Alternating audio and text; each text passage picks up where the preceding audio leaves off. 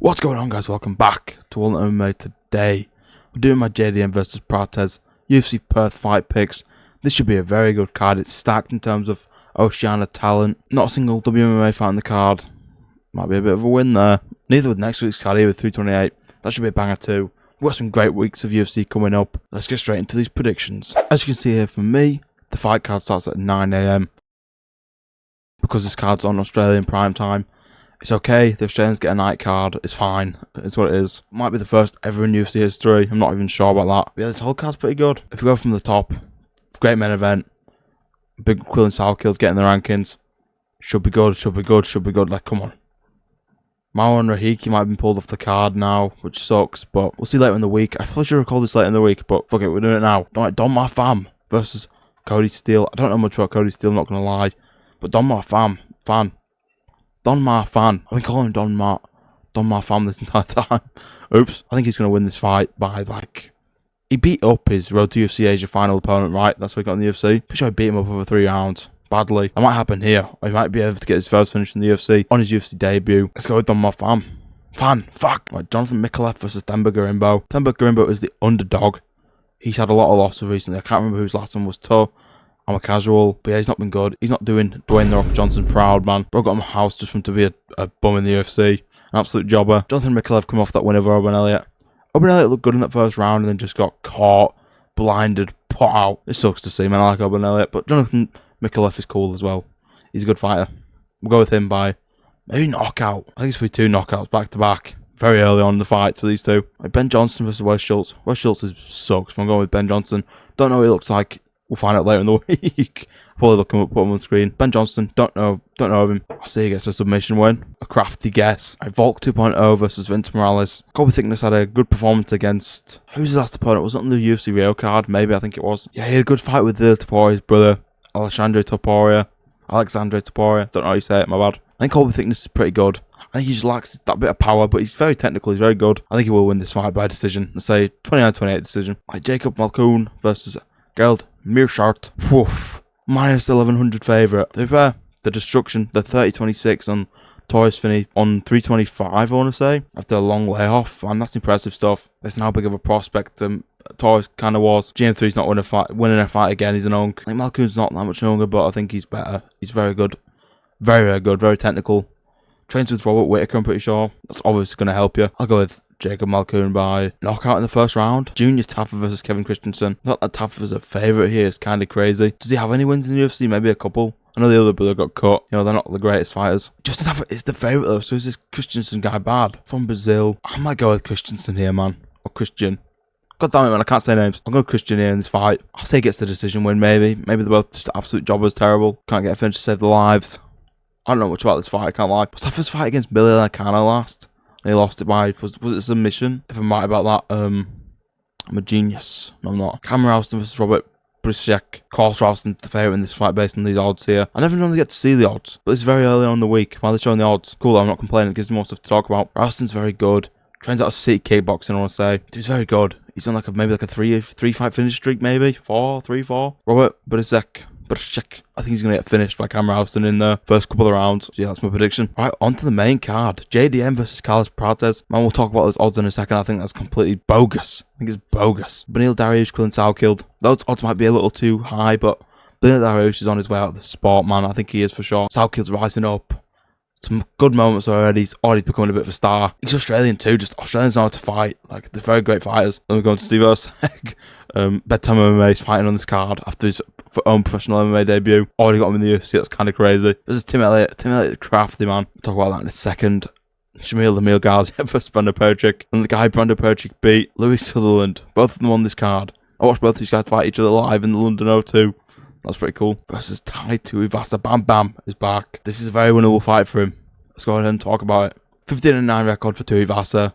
Obviously, man, he was like 1 fight away from fighting Jones. If Gant didn't beat him, he would have fought John Jones for the Undisputed Heavyweight Championship of the World back in 2023. I think that's when that happened. Versus 10-5 Sutherland. Got his leg absolutely torn off by Volta Walker and then got KO'd in the first round by Perchik. Of course, England versus Australia. 6'2 versus 6'3.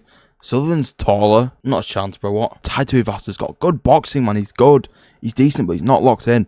That's his biggest problem. He's just not locked in, doesn't care. That pisses me off a bit, but I think Tai Tuivasa will win this fight pretty easily. Lewis Sutherland just kind of tries to throw the kitchen sink at you from the get-go and just doesn't do much with it, especially if they're like a Brando Pericic who can just absolutely just like counter the shit out of that and just put him down and put him out. You know, it's going to be an interesting fight, this one. It's Tai Tuivasa that washed, or can he get another win here? Can he get his bounce back win here to stop himself getting that Brazilian 10 as an Australian? Alright, the next fight, Shamil the Meal Gaziev versus Brando Pericic.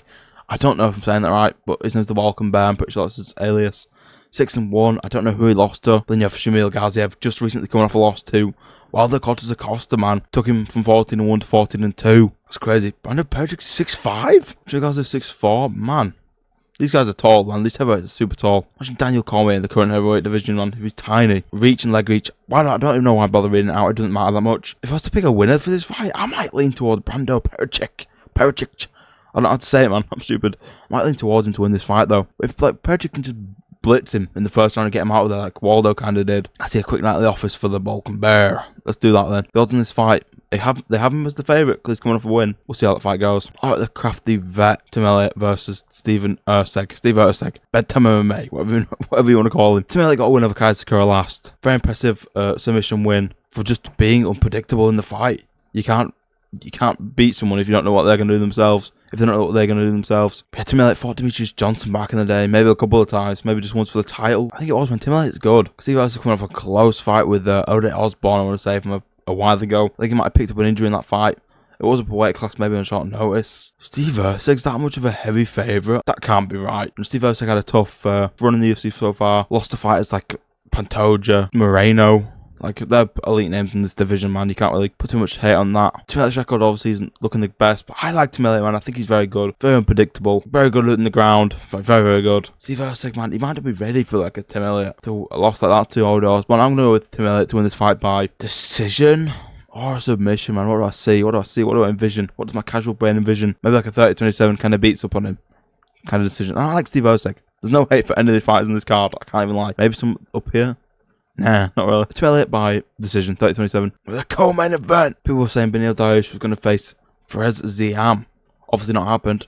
I wanted the Cullen Salkid fight a couple months ago, maybe. But yeah, Cullen Salkid gets this good ranking matchup. This is one of the easier. There's no easy fights in the UFC. He gets one of the more easier shots to get in the rankings. 11-1 record. 4 finishes in the UFC, I want to say. Maybe the decision over Ashmouge. I think that's the guy he fought. Obviously coming off that submission over Jamie Malaki at UFC 225. Being a Kachuk, I'm pretty sure it was. Light work, made light work of him. Made light work of Nasrat Haqparast. That head kick was insane. One of the most like insane reactions I've had to a finish. I was just like lost for words when that happened. Beneil Dariush on a very shitty streak right now in the UFC. He's coming off a loss to BSD in like 16 seconds. Before that, he got a win over Moicano, which is obviously not that bad. Based on how Moicano's doing now, it's really not that bad of a win. 5'10", 6 foot, there's a big height difference there. There's a big experience difference there too. Beneil's been in there with some of the best, like Ahmed and Oliveira, etc. I think Cullen Salkid's got that thing, man. I think he's very, very good at fighting. I think he's got that natural ability to be very good, as well as like talent and hard work that was pushing her up there. I think he's going to go up there far in the UFC if he wins this fight. Maybe give him like a Rufy Chandler winner after this. You know, I'm going to go with Cullen Salkid by knockout. Maybe in the first round. If BSD's hitting you like that, putting you down and flattening you, Cullen Salkid can do the same. And finally, the main event. JDM versus Carlos Prates. Man, this is such a tough fight to predict. I see people all over the place just saying that JDM's going to get flatlined by Prates, or JDM's going to win a nice 49-46 decision. Kind of like Aljo did to Zalal last week. My prediction for that fight was almost spot on, which is cool. JDM, he was dominated by Islam Makhachev. I picked Makhachev to win that fight, but like, man, the way he did it was super impressive. He's still a number one contender, though, at this division. Because you could say like Ian Gary is right now. I think that's who Makhachev's going to fight next at UFC 230 in Philly, if I had to guess. Carlos Prates is coming off the win over Leon Edwards in the same exact card, didn't they? Leon Edwards airborne, bro, poor Leon. What? He's the favourite. Prates is the favourite. Probably because he's coming off a win. I don't see him winning. I see JDM getting a 49-46 clean boxing. Or he lands something clean in Carlos's chin, and Carlos is trying to like, leap in for a nice punch, but JDM's very good at boxing. He wouldn't be the champion if he couldn't out Canelo Hands, the Canelo Hand man himself. Bilal Muhammad, both of them got beat up in that fight. Prates hits like a truck. I don't understand why. He smokes and drinks. He can just hit like a truck. He's lanky as hell, 6'1". That's arm reach. He's got the 5-inch advantage, and the leg reach is like 2.5. No man, I'm sticking with my pick.